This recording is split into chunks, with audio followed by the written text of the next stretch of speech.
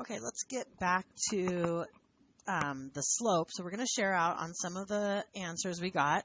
And by the way, I did want to say, I think we should draw any kind of little mnemonic device or story can help you, remember these things. So remember, this is me in the chairlift, happy, okay, because I'm going up the mountain, and that's positive in the chairlift, and then skiing down the mountain. True story. I tried to go skiing with my brother once for his birthday, and I bit the dust, and I could not get back up. I could not ski down the mountain. So that's me. Down the mountain, oh, negative. Up the mountain in the chairlift, positive. I was so hopeful. I was like, oh, I'm going to be able to ski. But then cross-country skiing, also good. Undefined, yeah, going down. Okay, so let's do a few more of these examples. What I would always start with is the biggest mistake that students make here is the order and the signs. So what I would do is I would always start with labeling the points x1, y1, x2, y2. And then that can help you plug it in. So we're going to go m equals 1 minus 4 over, what did you write for the bottom one? 3 minus negative 2. And see what I'm saying about the signs? A lot of you left off that sign of negative 2. So if I have 1 minus 4, I get negative 3. And what's my denominator here? 5. That's because minus a negative becomes a giant plus sign. And here we have a negative slope because this is the same thing. If you changed the order, you would end up getting 3 over negative 5. And by the way, it doesn't matter when it comes to a fraction. If a fraction is negative, it doesn't matter which part of it is negative. It just can't be both because a negative divided by a negative is a positive. Okay, so just to switch things up, I could show you that this could be x2, y2. This could be x1, y1. Most of you went in order, and that's fine too. So here I have 2 minus 2 over negative 5 minus 3, just because I changed the order, right? I would get 0 over negative 8. Now, it's okay. If you got 0 over positive 8, that's actually the same thing. What is 0 divided by a number? 0. And that slope is 0, and that's okay because that means we'll have a horizontal line. Notice that the fact that y is 2 means the equation here is actually y equals 2 because we were talking about horizontal lines. They always have the equation y equals a number. Yes. Okay. Yes, I did it backwards on purpose just to prove to you that it doesn't matter which point is first and which one is second. Because if let's say you grab 2 random points and somebody else grabbed 2 random points, doesn't matter what points you use on the line and which order the points come in, you will always get the same slope if it's the same line. Yes. It's not going to matter because it's always going to reduce down to the same thing. Okay, so here it's going to be x1, I'll just keep it in the same order, y1, x2, y2. So we took, what did you do to get the slope here? Who can tell me? What'd you get? 9 minus 2 over 3 minus 3. So you got 7 over 0. And what happens when you divide by 0? I saw you say it, undefined. An undefined slope is going to be a vertical line. This one over here is a horizontal line. And this is going to have the equation x equals 3. Because notice that if I were to plot these points, I might have 3, 2, and up here I would have 3, 9.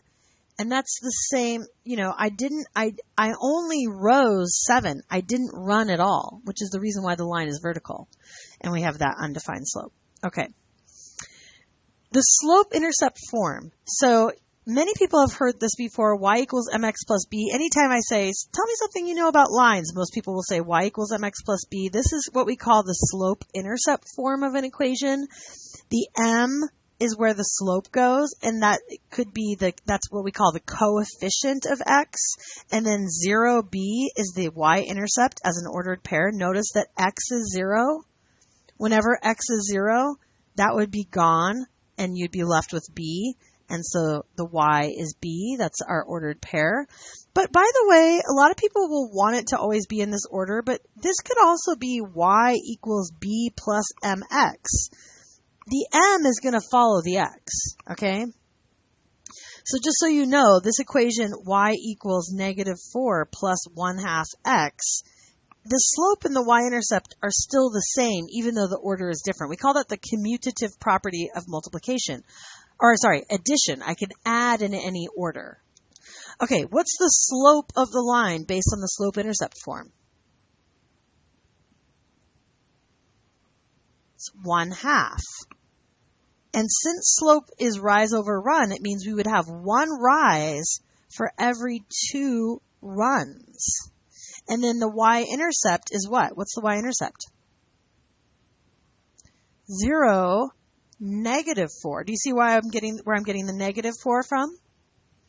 So we already know, because of the y-intercept, we already know one of the points on the line.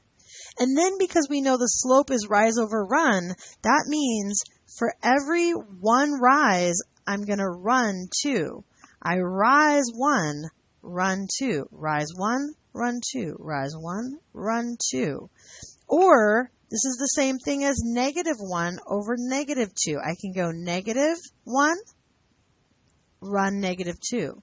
-1, -2. -1, -2. That's what we're talking about, rise over run. And then that way I don't have to do a table of values. If I start with the y-intercept and I use my slope, I can graph the line using slope-intercept form. I can only do that when y is by itself, though. So the y, that's why we got really good at solving for y, getting y by itself. And the other reason is if you wanted to check this, you could use your calculator. Remember, you could go to y equals and plug in the equation.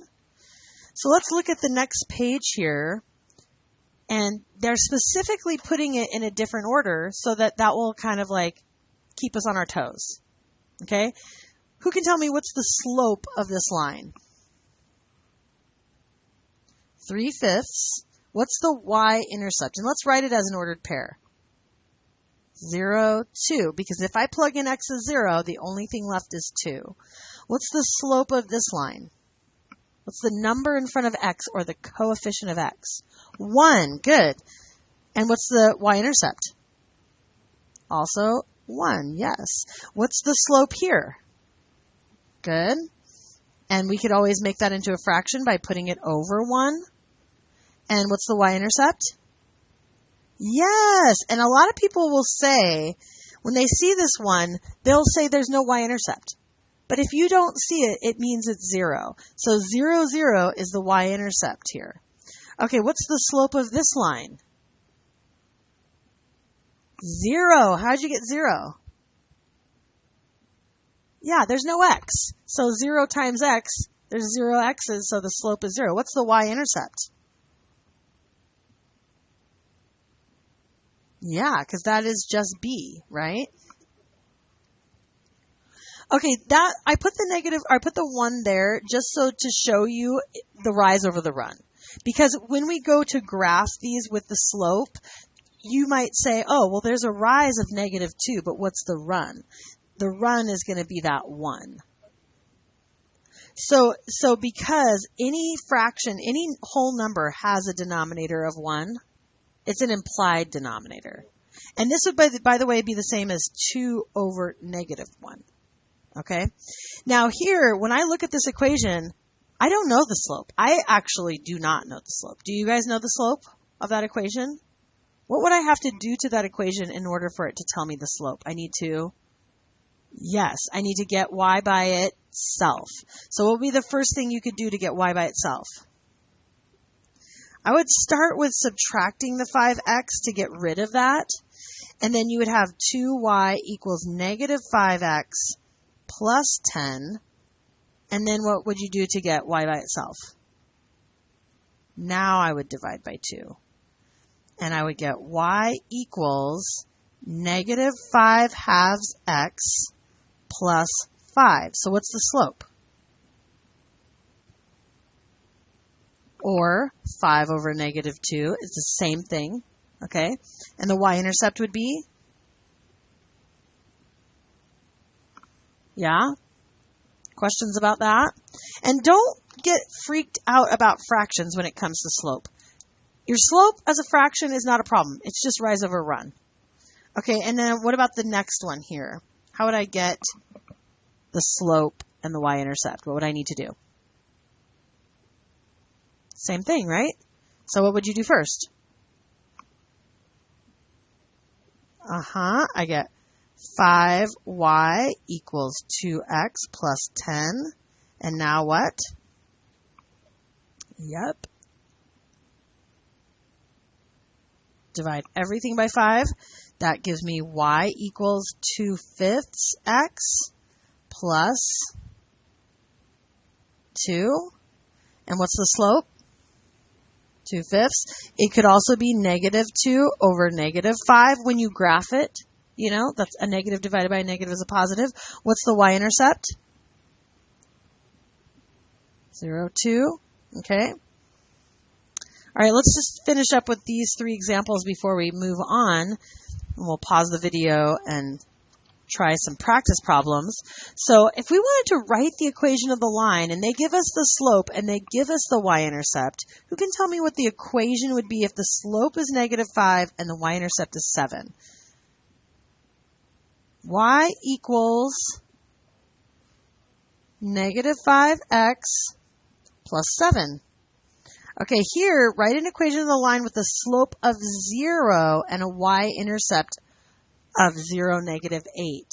What would that one look like? Y equals negative 8. And if you couldn't remember, you could always write y equals 0x minus 8, but look at the 0x goes away, right? 0 times anything is 0.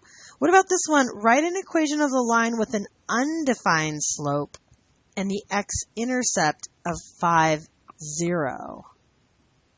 Remember that a vertical line is always in the form x equals a number. What is x equal to in this case? 5. So the equation is x equals 5. Since x equals 5, the equation is x equals 5. This, by the way, cannot have a y-intercept because the y-axis is x equals 0. Okay? Let's go ahead and have you try some practice problems.